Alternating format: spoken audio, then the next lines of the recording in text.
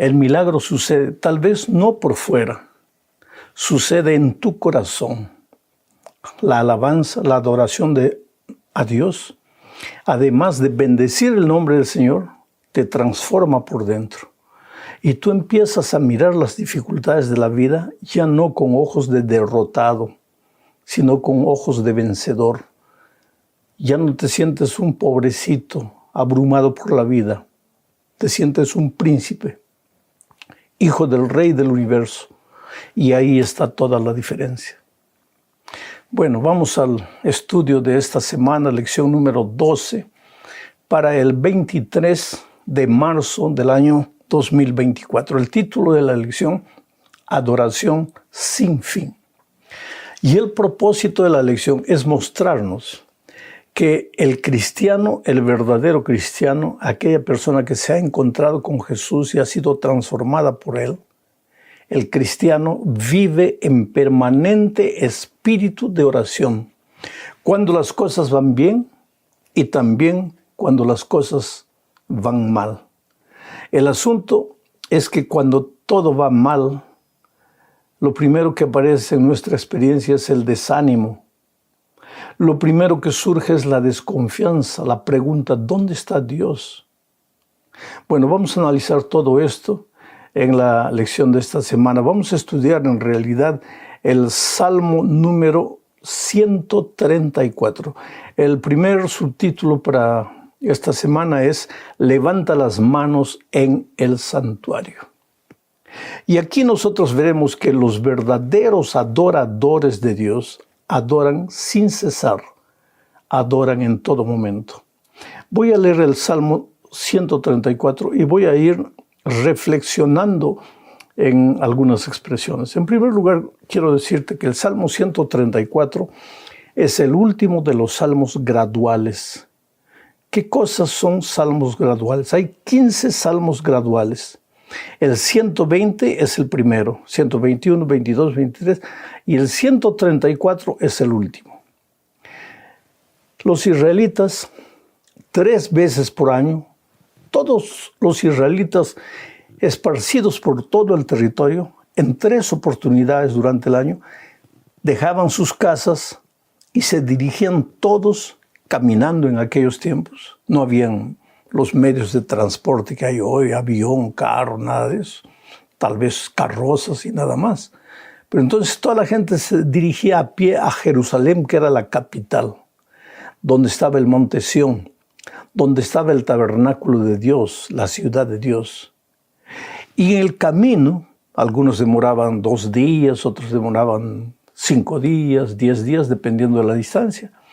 En el camino ellos venían cantando los salmos graduales, 120, 121, y a medida que se aproximaban, iban cantando más. Ahora, durante la fiesta, ya en la ciudad de Jerusalén, de madrugada, cuando todavía no había salido la luz del sol, los peregrinos se levantaban cantando y se dirigían al tabernáculo y llamaban a los sacerdotes, convocaban a los sacerdotes a unirse en los cánticos de los salmos que la multitud estaba realizando. Este es el contexto y entonces vamos a leer ahora con ese contexto en la mente el Salmo 134.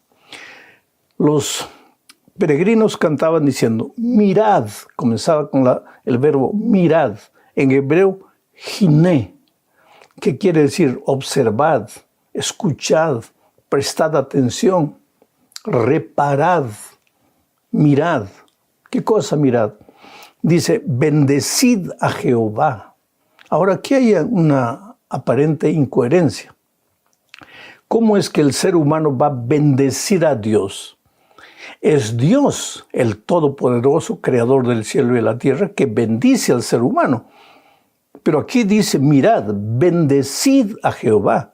Recuérdate que la multitud le está cantando a los sacerdotes. Mirad, bendecid a Jehová. Es que el verbo bendecir aquí no significa dar la bendición. Significa más bien decir bien, bendecir, decir bien, alabad, adorad, enalteced el nombre de Jehová. Eso es lo que está diciendo. Sigo leyendo. Mirad, bendecid a Jehová, vosotros todos los siervos de Jehová. ¿A quiénes le están llamando siervos de Jehová? En primer lugar, a ellos mismos que están cantando, y en segundo lugar, a los sacerdotes que están sirviendo en el santuario durante la noche. Sigo leyendo. Mirad, bendecid a Jehová, vosotros todos los siervos de Jehová, los que en la casa de Jehová estáis por las noches. ¿Ve? Los trabajadores del santuario durante la noche, los vigilantes, los guardias del santuario. La multitud cantando pasaba por el santuario y los desafiaba a unirse a ellos en cánticos, en alabanza a Dios. Sigo leyendo. Alzad vuestras manos al santuario y bendecid a Jehová. Nuevamente la palabra bendecid a Jehová, adorad a Jehová, alabad a Jehová, dad loor a Jehová y bendecid a Jehová. Ahora, desde Sión, desde el santuario, te bendiga Jehová. Ahora sí, el verbo bendecir aquí es dar la bendición. Desde Sión, te bendiga Jehová, el cual ha hecho los cielos y la tierra. Este es el texto. Voy a resumir. Cuando tú bendices a Jehová, cuando tú rindes gloria a Dios, cuando tú adoras, alabas su nombre, rindes loor a su nombre, aunque las cosas estén mal a tu alrededor, aunque no veas luz, pero tú bendices el nombre de Jehová, hablas bien de Dios, entonces Dios te bendice a ti, en el sentido de te da la bendición a ti. ¿Y por qué? El texto dice, el cual ha hecho los cielos y la tierra. Dios te bendice, ¿por qué? Porque Él es creador de los cielos y de la tierra. Tú no puedes bendecir a Dios en el sentido de darle bendición. ¿Qué bendición le vas a dar? Tú no puedes nada, no tienes nada, estás sufriendo. Pero Dios sí te puede dar porque Él hizo los cielos y la tierra. Entonces, la lección que tenemos que aprender de esta parte es que aunque haya problemas en nuestra vida, si seguimos adorando y bendiciendo el nombre de Dios, finalmente Dios desde su santuario va a derramar la bendición hacia nosotros. Vamos ahora a la segunda parte, bajo el subtítulo Canta al Señor un cántico nuevo. Y aquí veremos que los verdaderos adoradores son gente que ha sido transformada por Dios. En la primera parte vimos que los adoradores verdaderos son aquellos que lo adoran sin cesar, en todo tiempo, en las buenas y en las malas. Pero ahora veremos que los verdaderos adoradores de Dios lo adoran porque han sido transformados. Quiere decir, la verdadera adoración surge, brota, nace de un corazón que ha sido transformado.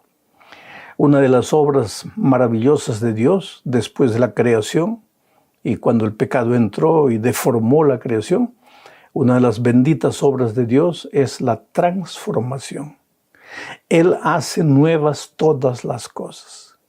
Querido, te digo una cosa, no importa cómo has vivido, no importa lo que has hecho en el pasado cuando no conocías a Jesús, o inclusive conociéndolo a Jesús, porque yo me acuerdo de una vez hubo un secuestro aquí en el país y cuando finalmente la policía descubrió, agarró a los secuestradores. Uno de los secuestradores era un cristiano que tenía la Biblia en la mano y que durante el secuestro llevaba la Biblia consigo. Ahora vamos a decir que esa persona ya conocía la palabra de Dios. Y tal vez ya hubiese aceptado al Señor Jesucristo en su experiencia. Y sin embargo estaba participando de un grupo de secuestradores. Supongamos que esa persona ahora, después de ir a la cárcel, se arrepiente, entiende, le entrega nuevamente la vida al Señor Jesús. Para Jesús ya no hay pasado. No, para el que no conocía la palabra de Dios, hizo cosas terribles, no hay pasado.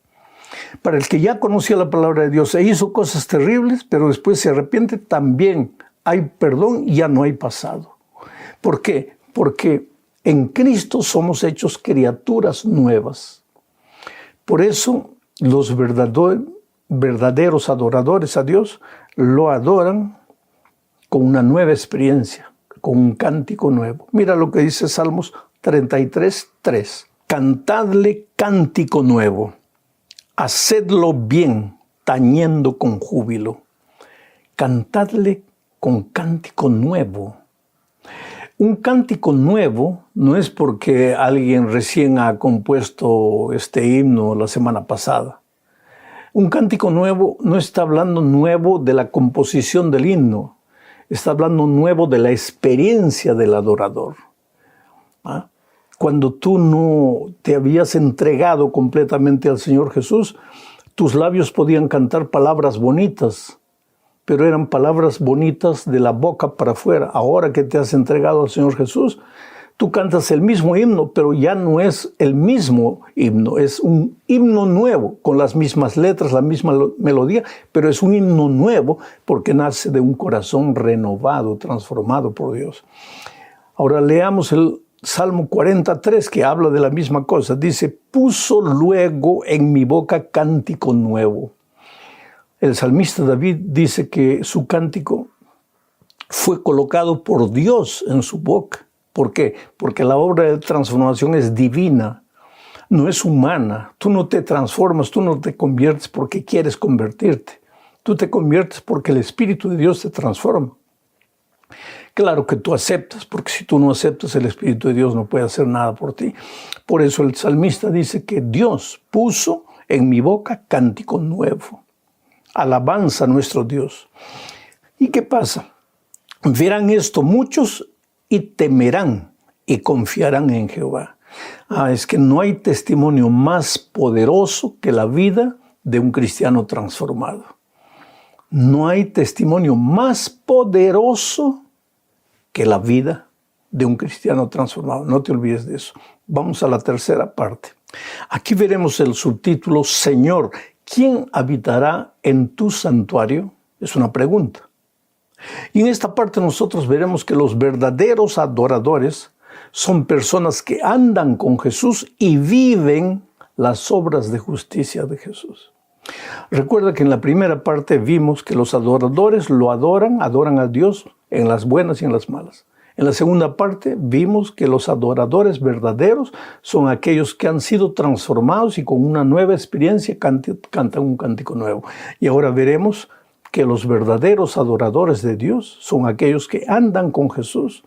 Y como andan con Jesús, lógicamente que en su vida aparecen las obras de justicia de Jesús.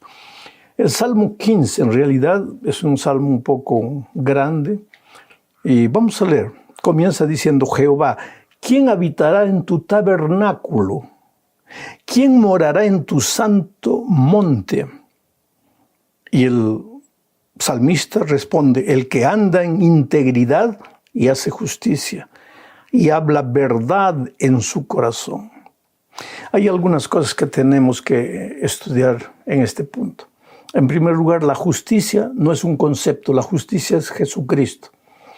Porque Jeremías, hablando del Mesías que vendría, escribió para el pueblo diciendo que en los días del Mesías, Israel sería salvo y habitaría seguro. Y este es el nombre por el cual será conocido. Jehová, justicia nuestra. El Mesías sería la justicia.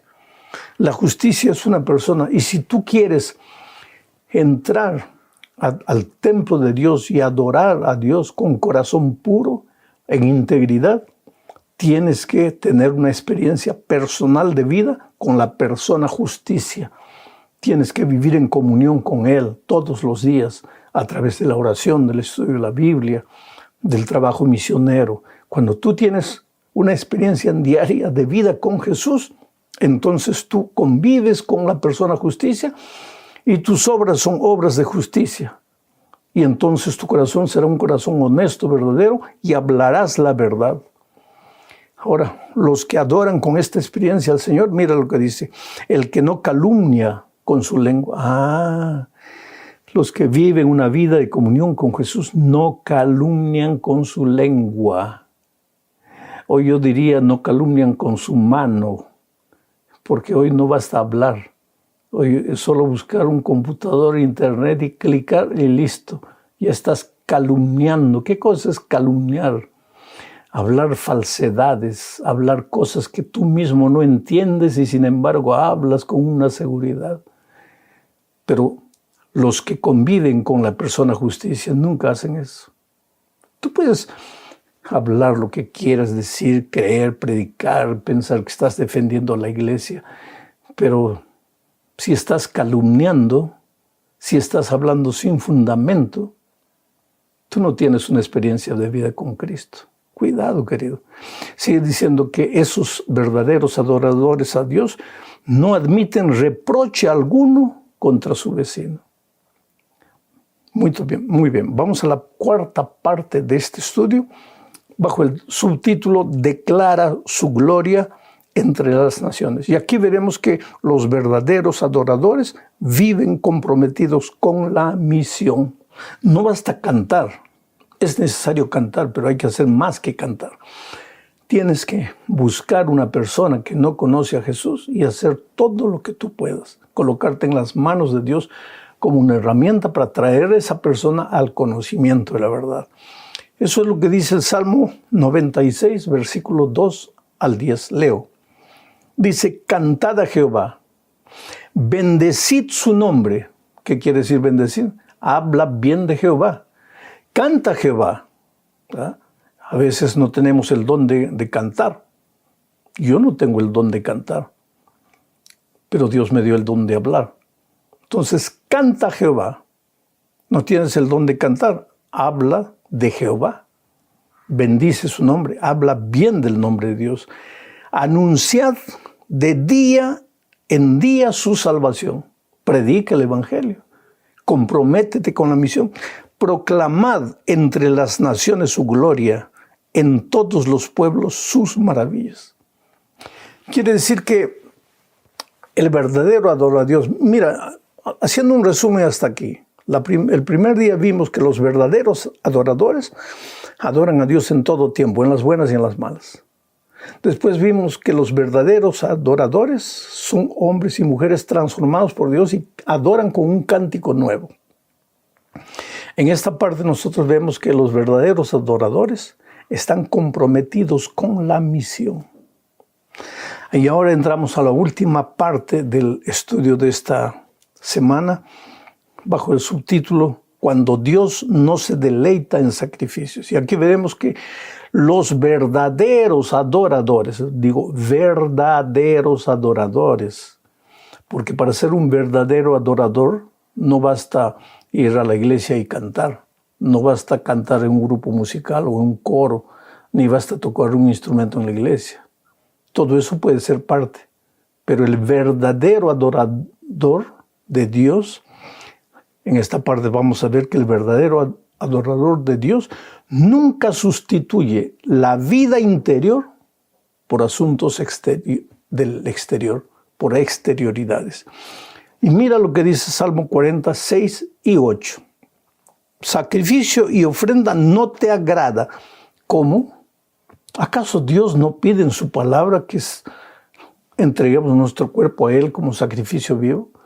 En el Antiguo Testamento el pueblo no debía llevar corderitos, animalitos, el fruto de su tierra como sacrificio. Pero ahora dice, sacrificio y ofrenda no te agrada. Has abierto mis oídos. Holocausto y expiación no has demandado. ¿Cómo? Si Dios pide holocausto, expiación, sacrificio, ¿y por qué dice aquí sacrificio no te agrada, expiación no has demandado? Ahora mira lo que dice el versículo 8. El hacer tu voluntad, Dios mío, me ha agradado y tu ley está en medio de mi corazón.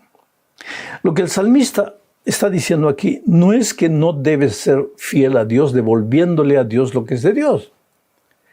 No está diciendo el salmista que no debes cuidar del ceremonial en la iglesia, de la liturgia, de los detalles, de un programa bien ordenado. Todo eso es perfecto, pero eso no sustituye la vida interior del adorador. ¿De qué vale que estás pregonando? Yo me acuerdo de un incidente cuando era niño. Y yo me asustaba porque había una persona que a veces uno como niño pues se distraía durante la oración o a veces estaba molestando al otro niño del lado. Pues niños son niños, ¿no? Están creciendo madurando en su experiencia espiritual. Pero este hombre, cuando terminaba el culto, se acercaba del niño que había hecho algo y decía: Dios me reveló que en medio de la oración tú le estabas jaloneando a tu compañero. Y todos teníamos pavor de ese hombre porque pensábamos que era un profeta, un hombre de Dios, que estaba velando por la reverencia, por la santidad en la casa de Dios. Pero un día me acuerdo, yo estaba orando y de repente abrí un ojo. Era niño, no debería tener 7, 8 años. Abro un ojo y veo que este hermano oraba así, pero por entre los dedos, en lugar de estar concentrado en la oración, mirando. El profeta, el hombre de Dios, el preocupado en corregir a los niños. A él no le interesaba la oración, él no se rodeaba para orar, él estaba ahí para vigilar y era considerado un hombre celoso por Dios, el santo hombre de Dios, a quien hasta Dios le revelaba cuando un niño hacía mal. Miren cómo son las cosas. Eso es lo que aquí el salmista David está diciendo. No es que a Dios no le gustan los sacrificios, el ceremonial, la liturgia. Le gusta, claro que le gusta. Él mismo demanda eso. Pero que tú sustituyas eso por tu vida interior, eso no. Y el propósito de la lección es mostrarnos que el amor y la justicia de Dios son la base de su carácter y de su gobierno. Porque Dios gobierna el universo. Lo gobierna con amor y con justicia. Y vuelvo a repetir el concepto, el amor y la justicia no son dos aspectos separados, es un solo atributo de Dios. Su amor es su justicia es su amor. Entonces vamos al estudio de la lección viendo la primera parte bajo el título de los 2 mandamientos principales. Sabes, el ser humano, por naturaleza, después que entró el pecado al mundo, el ser humano se ha vuelto como un caballito salvaje. Lo digo en el buen sentido. Me refiero a mí, a ti, a todos los seres humanos. Somos como caballitos salvajes. Nos gusta andar sueltos, hacer lo que queremos, que nadie nos diga nada, que nadie nos muestre el camino. Caballitos salvajes, sin dueño. Corre por aquí, corre por allá. Ahí de repente caímos a un abismo, a un barranco, nos quebramos la pata y ahí estamos sufriendo, llorando, solitos, hasta morir. Así somos los seres humanos. Entonces, cada vez que se menciona la palabra ley, la palabra mandamiento, ya como que subconscientemente ya reaccionamos. Ahora ya vienen las reglas. No, querido. Vamos a hablar del amor maravilloso de Dios. De ese amor del que nos gusta hablar, porque cuando yo te digo tú eres la cosa más linda que Jesús tiene en esta vida, te estoy hablando que Él te ama, que Él te acepta como eres, que Él te quiere ayudar, que Él te quiere guiar, que Él quiere llevarte a pastos verdes y aguas tranquilas. Entonces vamos a ver esta parte del estudio, los 2 mandamientos principales. Y aquí veremos que el fundamento de la vida cristiana es el amor. Vamos a ver para esto lo que dice Mateo capítulo 22, 34 al 40. Aquí hay un relato interesante, pero vamos a analizar poco a poco este texto. Dice así: entonces los fariseos, ¿quiénes eran los fariseos? Religiosos. Ellos se creían tan religiosos que se sentían con el derecho de mirar la vida de los otros y criticarlos y juzgarlos.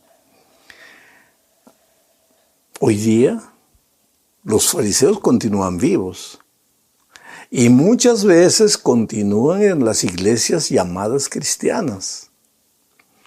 No están muy preocupados con su vida, están más preocupados con la vida de las otras personas. Ahí miran la ropa, miran el cabello, miran esto, miran aquello. Mucho cuidado, querido, porque los fariseos han existido a lo largo de la historia. Dice el texto: Entonces los fariseos, oyendo que había Jesús hecho callar a los saduceos, se juntaron a una. Ahora vinieron saduceos y fariseos. Se juntaron a una. Y uno de ellos, intérprete de la ley, preguntó por tentarle. No le preguntó porque quería saber. Le preguntó para hacerlo caer. Porque eso es lo que querían tanto fariseos cuanto saduceos. Solo que los fariseos eran más rudos, críticos, amargos. Los fariseos, ya los saduceos eran más cultos, más intelectuales, más estudiosos. Pero ambos se juntaron. Y un intérprete de la ley, un especialista en interpretar la ley, le dijo a Jesús para tentarle, para hacerlo caer, no porque quería aprender. ¿Y qué le dijo? Maestro, ¿cuál es el gran mandamiento en la ley? ¿Por qué? Él se estaba refiriendo a los 10 mandamientos. Y el intérprete de la ley le dice a Jesús, Señor, de esos 10, ¿cuál es el más importante? Jesús le dijo, amarás al Señor tu Dios con todo tu corazón y con toda tu alma y con toda tu mente. Este es el primero y grande mandamiento. Y el segundo es semejante. Amarás a tu prójimo como a ti mismo. De estos 2 mandamientos depende toda la ley y los profetas. Vamos a entender esto. Hoy día, muchos hermanos cristianos sinceros creen que los eternos principios de la ley de Dios ya quedaron obsoletos, que eso fue para el Antiguo Testamento, y que hoy en el Nuevo Testamento solo tenemos 2 mandamientos, amar a Dios y amar al prójimo. Solo que esos 2 mandamientos de amar a Dios y amar al prójimo se encuentran registrados en el Antiguo Testamento. ¿Por qué? Porque son la base no solo de los 10 mandamientos. El amor a Dios y el amor al prójimo son la base de toda la escritura, de toda la enseñanza bíblica. Quiere decir que si tuviésemos que resumir toda la enseñanza bíblica a 2 cosas, sería ama a Dios con todo tu ser y después ama a tu prójimo. No puedes amar solo a Dios dejando de amar a tu prójimo. No puedes amar solo a tu prójimo dejando de amar a Dios. El resumen de toda la enseñanza bíblica es ama a Dios y ama a tu prójimo. Por eso, en la parte final del texto que acabo de leer, dice, de estos 2 mandamientos, ama a Dios y ama a tu prójimo, depende toda la ley y los profetas. O sea, toda la enseñanza del Antiguo Testamento y lógicamente también la enseñanza del Nuevo Testamento, porque el propio Señor Jesucristo dijo que es necesario amar a Dios y amar al prójimo. Ahora vamos a la segunda parte de este estudio bajo el subtítulo de los 2 mayores pecados. Ahora, si los 2 grandes mandamientos son ama a Dios y ama a tu prójimo, ¿cuáles serían los 2 mayores pecados? Lógicamente sería no amar a Dios. Y no amar únicamente a Dios es idolatría. Y no amar al prójimo es injusticia. Entonces, si los 2 principales mandamientos, el resumen de toda la Escritura es ama a Dios y ama a tu prójimo, los 2 grandes pecados son la idolatría, no amar a Dios, y la injusticia, no amar al hermano.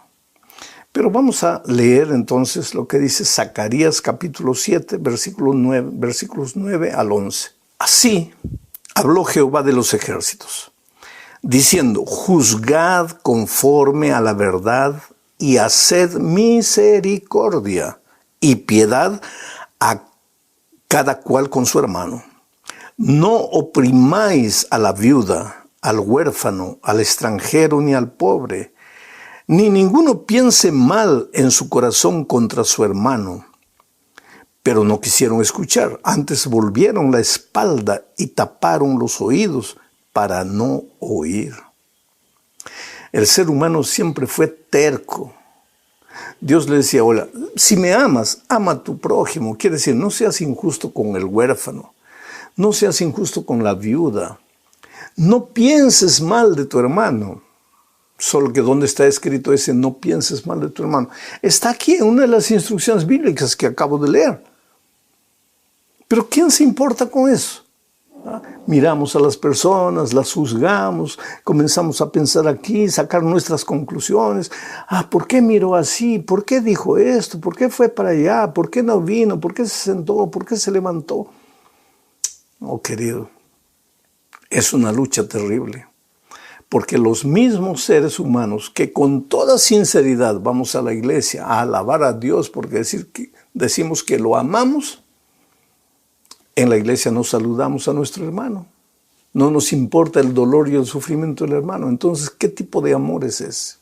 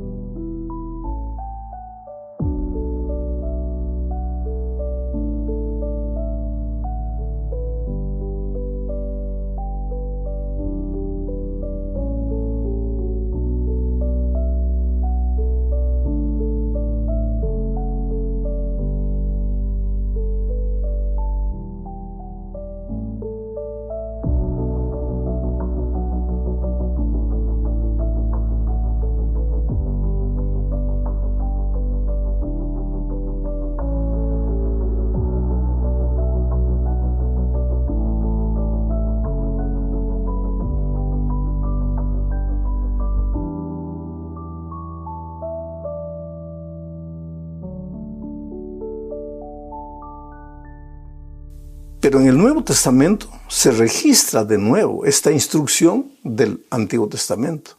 Entonces leo 1 de Juan, capítulo 4, versículos 20 y 21. Dice así: si alguno dice, yo amo a Dios, y aborrece a su hermano, es mentiroso, porque el que no ama a su hermano a quien ve, no puede amar a Dios a quien no ve. Nosotros tenemos este mandamiento de él: el que ama a Dios, ame también a su hermano. Tenemos este mandamiento ¿de quién? De Dios. ¿Y desde cuándo vienen los mandamientos de Dios? Desde que el ser humano fue creado.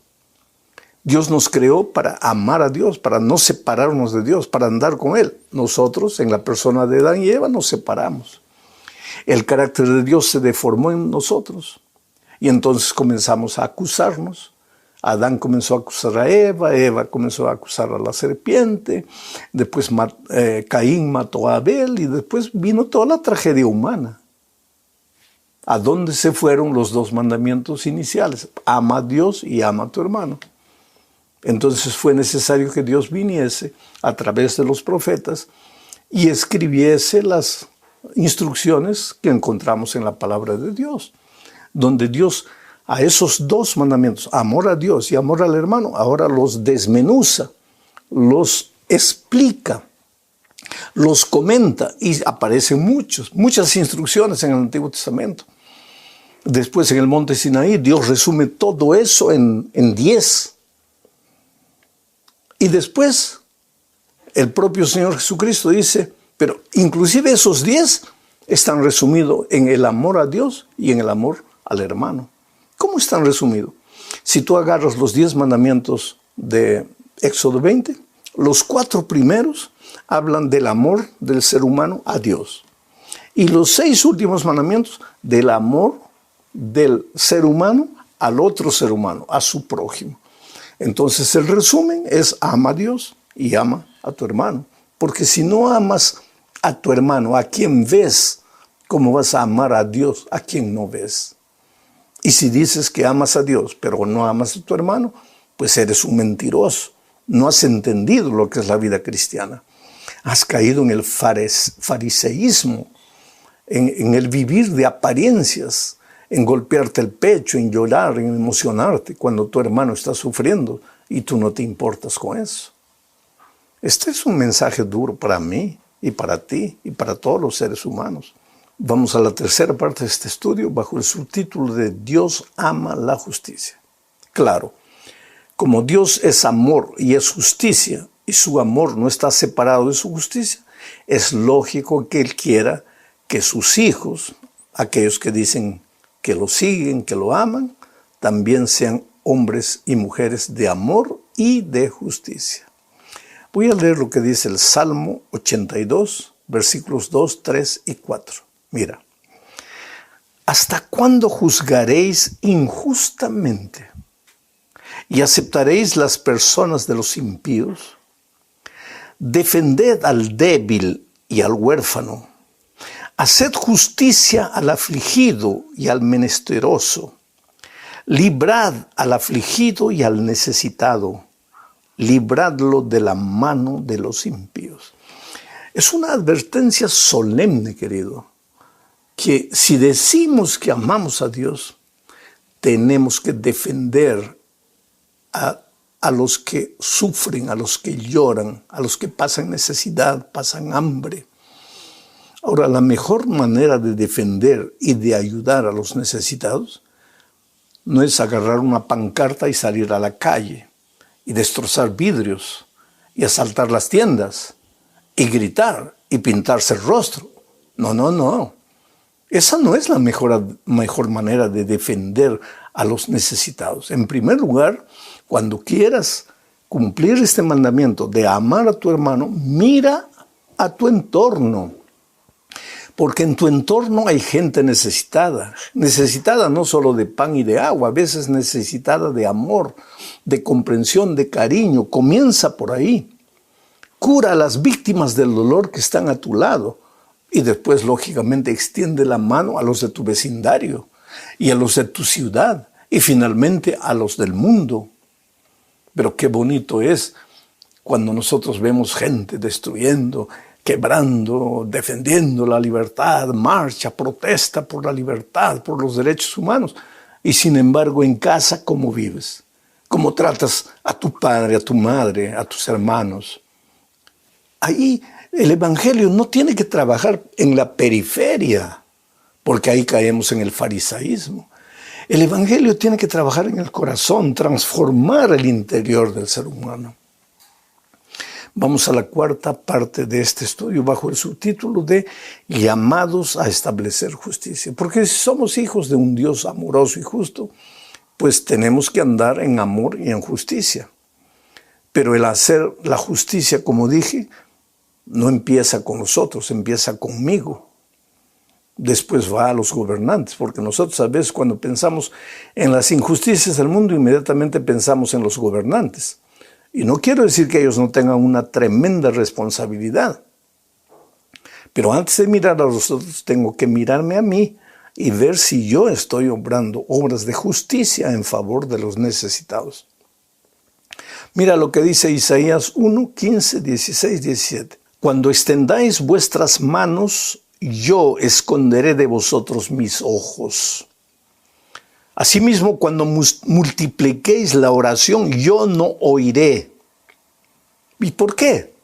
Porque llenas están de sangre vuestras manos. Lavaos y limpiaos, quitad la iniquidad de vuestras obras de delante de mis ojos. Dejad de hacer lo malo. Aprended a hacer el bien, buscad el juicio, restituid al agraviado, haced justicia al huérfano, amparad a la viuda. En otras palabras, lo que Dios está diciendo aquí, hijo, no quiero palabras, no quiero discursos bonitos, elocuentes en favor de los necesitados. Quiero verte a ti como un agente de amor y de transformación de la sociedad. Y esa transformación va a comenzar, vuelvo a repetir, en tu casa, después va a tu vecindario, va a tu ciudad y va al mundo. Revisa tus actitudes, porque si eres hijo de un Dios de amor y de justicia, tienes que ser un hombre amoroso y justo. Leo ahora Isaías 10, 1 y 2. Mira lo que dice. Ay de los que dictan leyes injustas. Esto ya no es el pueblo común. Estos son los que trabajan tal vez como diputados, senadores, los que hacen las leyes. Ay de los que dictan leyes injustas y prescriben tiranía para apartar del juicio a los pobres y para quitar el derecho a los afligidos de mi pueblo, para despojar a las viudas y robar a los huérfanos. Oh, querido, en el primer texto que leímos, Dios habla de tu responsabilidad individual. Hijo, preocúpate por los que sufren. Pero en este segundo texto de Isaías, Dios está hablando de los gobernantes, de los líderes, de los que hacen leyes. Antes de levantar la mano en el Congreso, piensa lo que estás haciendo. Piensa qué es lo que buscas, qué es lo que quieres, qué es lo que deseas. ¿Realmente deseas el bien del pueblo o estás buscando tus deseos, tus conveniencias? Oh, querido, el dirigente político de una nación, de un pueblo, el diputado, el senador, es un hombre que llegó allá porque Dios permitió. Y Dios dirige este mundo, él inspirando o él permitiendo. Pero eres un instrumento de Dios en las manos del Señor para transformar la sociedad en que vives. Esa transformación como individuo también va a empezar en tu casa, después va a llegar a otros lugares. Pero hay una advertencia solemne aquí, no es humana, esta advertencia es divina. No podemos jugar con las cosas divinas. A los seres humanos podemos engañar, podemos decirle lo que ellos quieren oír. Pero a Dios, que ve todo, que conoce la mente, el corazón, a no ser que caigamos en el peligro de habernos endurecido contra la voz de Dios. Y si ya no oímos el consejo divino, ya solo vivimos bajo nuestros conceptos, nuestras decisiones, pero usamos el nombre de Dios muchas veces para atormentar a las personas. Vamos a la quinta parte de este estudio, bajo la pregunta, ¿quién es mi prójimo? Esta fue la respuesta al intérprete de la ley, cuando le preguntó el intérprete de la ley a Jesús, Señor, ¿y quién es mi prójimo? Y entonces Jesús respondió contando la parábola del buen samaritano. Y en esta parábola del buen samaritano, la víctima, el hombre herido que había sido robado, asaltado por los hombres malos, estaba inconsciente. ¿Por qué estaba inconsciente? Porque así no podía hablar. ¿Y qué tiene que ver eso? Es que si hablase, las personas oirían su acento y podrían determinar es chileno o es peruano o es argentino o es americano. Pero lo que Jesús estaba diciendo es, tu prójimo no tiene nacionalidad. Puede venir de donde sea, es tu prójimo. Para ser tu prójimo está a tu lado, solo necesita estar en necesidad, requerir de ayuda. Tú no trates de conocer o describir su acento para determinar de qué país viene. Para ser tu prójimo no necesitas saber el país del cual viene. En segundo lugar, estaba desnudo. ¿Por qué? ¿Qué tiene que ver esto? Es que si estuviese vestido, generalmente la gente rica viste ropa fina, entonces todos lo ayudarían. La gente pobre viste sandalias, una ropa vieja, nadie lo ayudaría. Pero la víctima de la parábola estaba desnudo. ¿Por qué? Porque lo que Dios quiere enseñarte es que tu prójimo no necesita tener estatus social. No necesitas saber si es rico, si es pobre, si es clase media, si es instruido, si es culto, ¿no? Para ayudarlo. Basta que la persona esté en necesidad y tu mano tiene que ser extendida. ¿Tú sabes lo que Dios está queriendo decir? Tu prójimo es aquel semejante que está cerca de ti y necesita que lo ayudes. Y vuelvo a repetir, esa ayuda no es necesariamente ayuda física, aunque sí debes compartir tu pan con el necesitado. Debes dar de beber al sediento. Debes visitar a los prisioneros. Debes ayudar a las viudas o los huérfanos. Pero esa ayuda a veces puede ser espiritual, puede ser emocional. Nunca tendremos palabras para agradecer al Señor Jesucristo. Lo que esos soldados no sabían era que esa pobre víctima a quienes ellos maltrataban estaba muriendo justamente para salvarlos a ellos, para perdonarlos a ellos. Vamos a la primera parte. Una pregunta, ¿eres tú el rey de los judíos? La semana pasada terminamos con la pregunta del sacerdote, ¿quién eres tú? Ahora comenzamos con la pregunta de Pilato al Señor Jesucristo, porque los sacerdotes no podían crucificar al Señor Jesucristo. Eso tenían que hacerlo las autoridades romanas, en este caso Pilato. Entonces, después de llegar a la conclusión los sacerdotes de que él había cometido blasfemia y que merecía la muerte, pues lo llevaron al gobernador Poncio Pilato. Poncio Pilato es un hombre de una historia triste, lamentable, ¿sabes? En algún momento él tuvo una vislumbre de que el Señor Jesucristo no era cualquier hombre, era el Hijo de Dios.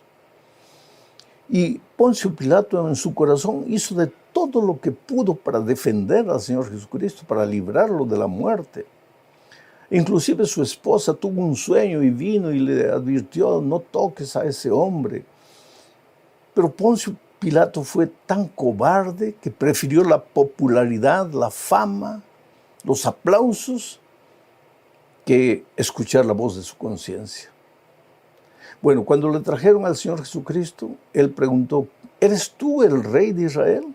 Porque ellos te están queriendo crucificar porque dicen que tú estás blasfemando, que eres hijo de Dios, que eres el rey de Israel. ¿Es verdad lo que están diciendo ellos? Voy a leer Marcos 15, 1 al 5. Muy de mañana, habiendo tenido consejo los principales sacerdotes con los ancianos, con los escribas y con todo el concilio, llevaron a Jesús atado y le entregaron a Pilato. Pilato le preguntó, ¿eres tú el rey de los judíos? Respondiendo Jesús le dijo, tú lo dices. Y los principales sacerdotes le acusaban mucho. Otra vez le preguntó Pilato diciendo, ¿nada respondes? Mira de cuántas cosas te acusan. Mas Jesús ni aun con eso respondió, de modo que Pilato se maravillaba. Interesante, ¿no? Pilato le pregunta 2 veces al Señor Jesucristo, ¿eres tú el rey de Israel? Y Jesús le dijo, tú lo has dicho.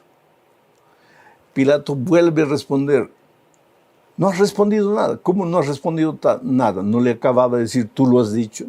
Ya bastaba con eso. Pero él quería salvar al Señor Jesucristo. Y por eso volvió a repetirle la pregunta, quiero oír de tus labios, ¿eres tú el rey de Israel? Y el Señor Jesús se quedó callado.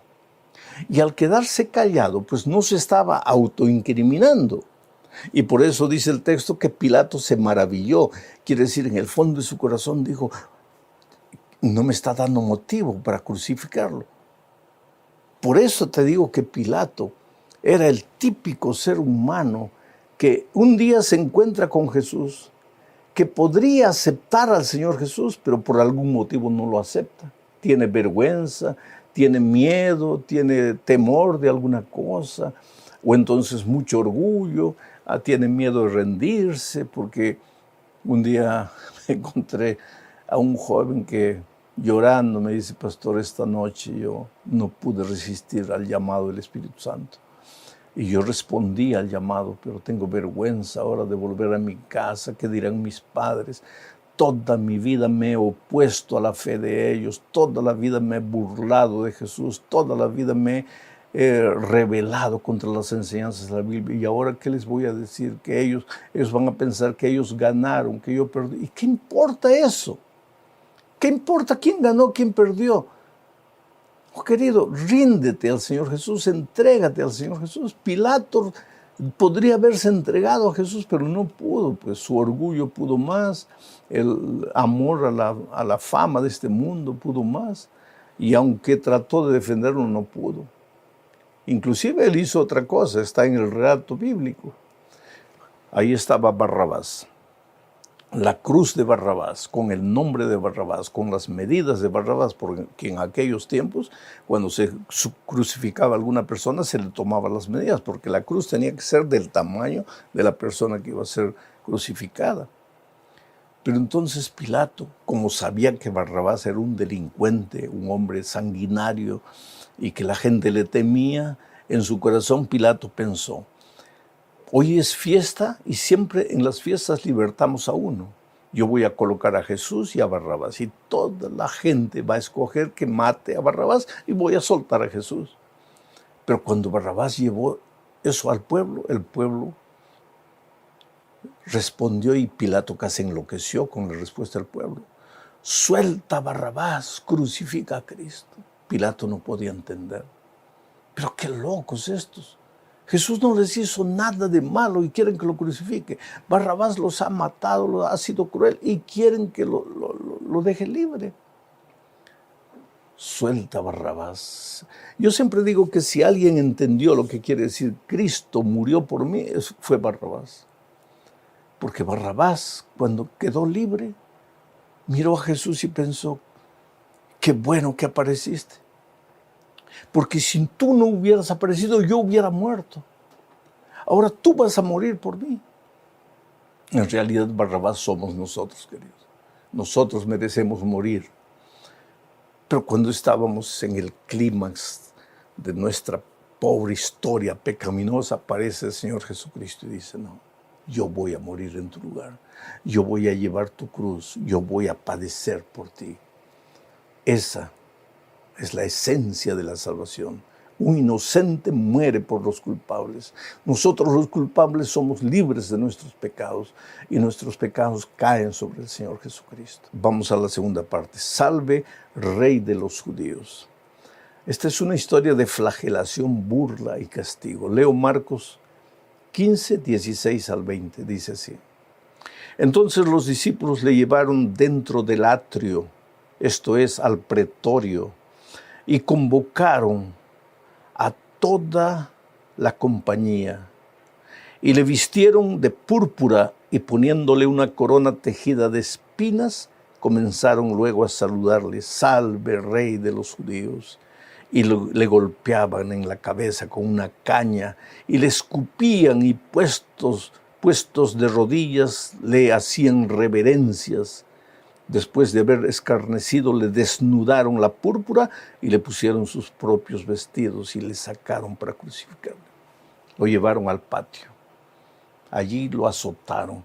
Solo que en los azotes, en la punta del látigo, del látigo, habían piedras, vidrio partido colado, espinas. Entonces, cuando esos azotes caían, rasgaban la carne. Las carnes de Cristo fueron rasgadas.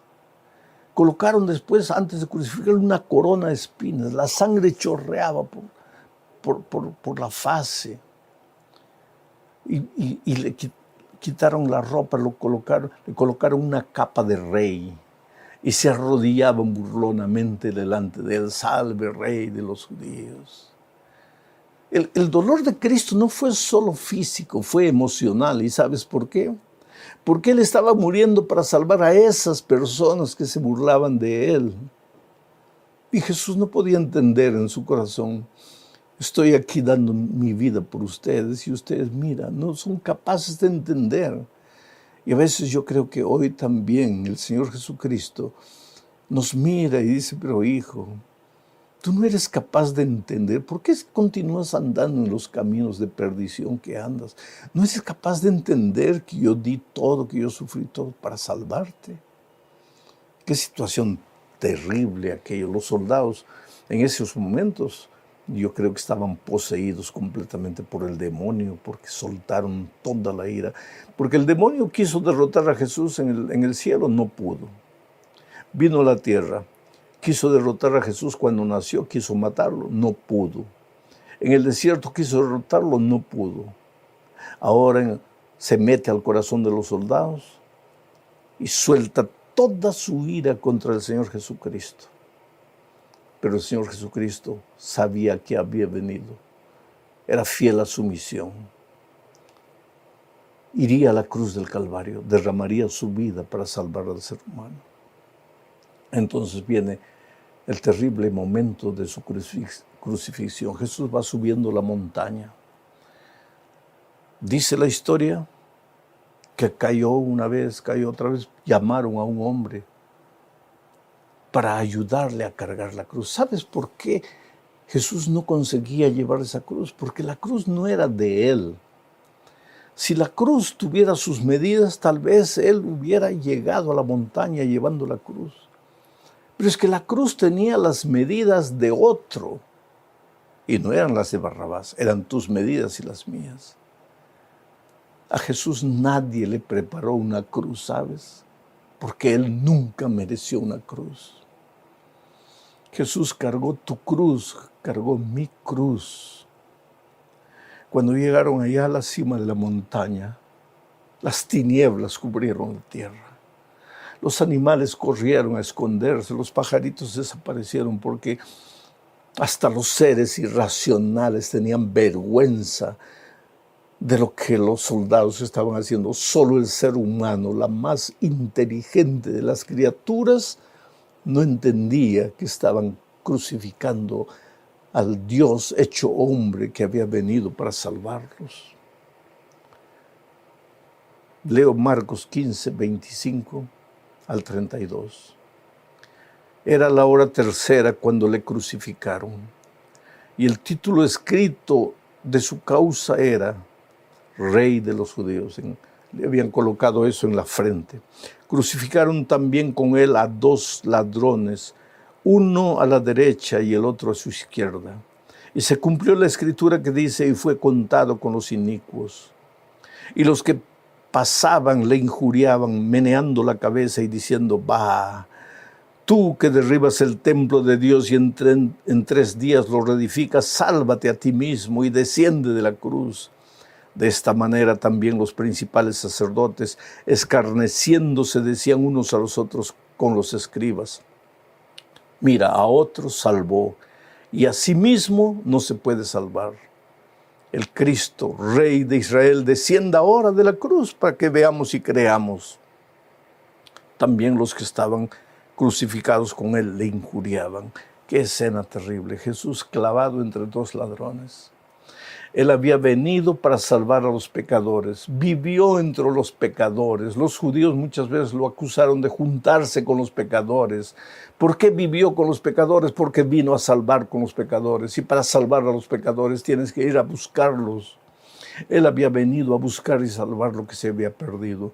Y ahora en la última hora, Él muere entre los pecadores para salvar a los pecadores. Solo que la salvación no es para todos, es para los que creen.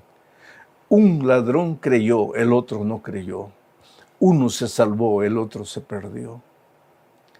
La humanidad es terrible. Está simbolizada aquí entre los líderes religiosos que le dicen, a otros salvaste y no te puedes salvar a ti. Claro, Jesús no había venido a salvarse así. Jesús no había venido a vivir en esta tierra, Él había venido a morir. Desde que Él tuvo conciencia de la vida, Él sabía que estaba caminando hacia la cruz.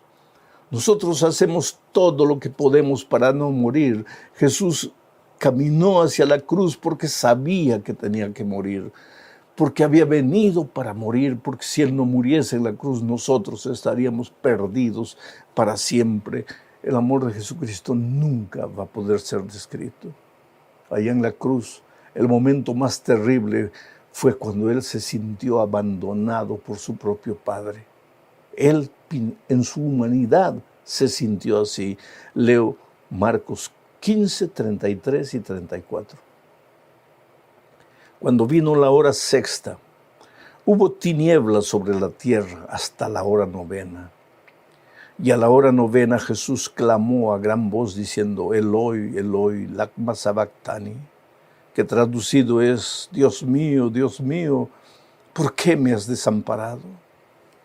¿Por qué el Señor Jesucristo sintió en la cruz del Calvario que el Padre lo había abandonado? ¿Sabes por qué? Porque Jesús sabía que el pecado hace separación entre Dios y el hombre.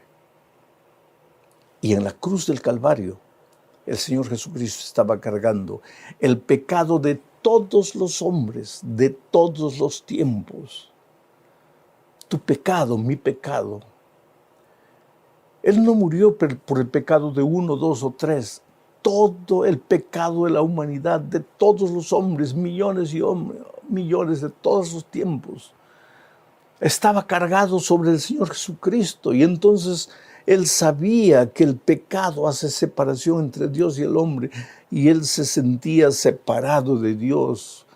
Y su clamor desgarrador fue, Dios mío, ¿por qué me has desamparado? El pecado te separa de Dios, te separa de la familia, te separa de la iglesia. El pecado te separa de tus valores, de tus principios. El pecado te sumerge en la miseria de la vida. El pecado te destruye. Oh Señor Jesucristo, gracias porque nunca podremos agradecerte por lo que hiciste para salvarnos, para rescatarnos, para romper los muros que el pecado había abierto. Ahora podemos llegar a través de Jesucristo al Padre nuevamente. Ahora sin temor podemos acercarnos al Padre, porque Jesucristo el justo murió por nosotros y Él es nuestro abogado defensor. Finalmente, Él murió. Y ahí aparece la figura de un hombre llamado José de Arimatea. Leo Marcos 42 y 43, dice así: cuando llegó la noche, porque era la preparación, es decir, la víspera del día de reposo, José de Arimatea, miembro noble del concilio, que también esperaba el reino de Dios, vino y entró osadamente a Pilato y pidió el cuerpo de Jesús. ¿Quién era José de Arimatea? Un senador, miembro del Sanedrín, un hombre de autoridad y un hombre de mucho dinero. El Sanedrín era la corte suprema de aquellos tiempos, la corte que lo había condenado. José de Arimatea no levantó la mano para apoyar lo que estaban haciendo ellos. Dicen otras versiones de los evangelistas ahí que él, especialmente Juan, refiere eso. Dice que José de Arimatea era discípulo de Jesús, pero un discípulo oculto porque tenía miedo. Tal vez porque tenía un cargo político, tal vez porque tenía dinero, no sé. Pero ahora, en la hora de la crucifixión, cuando Jesús murió, Él fue a Pilato y ya no tuvo vergüenza, no tuvo miedo y dijo, mira, con la autoridad que tengo yo te suplico, entrégame el cuerpo del Señor Jesucristo para que sea crucificado.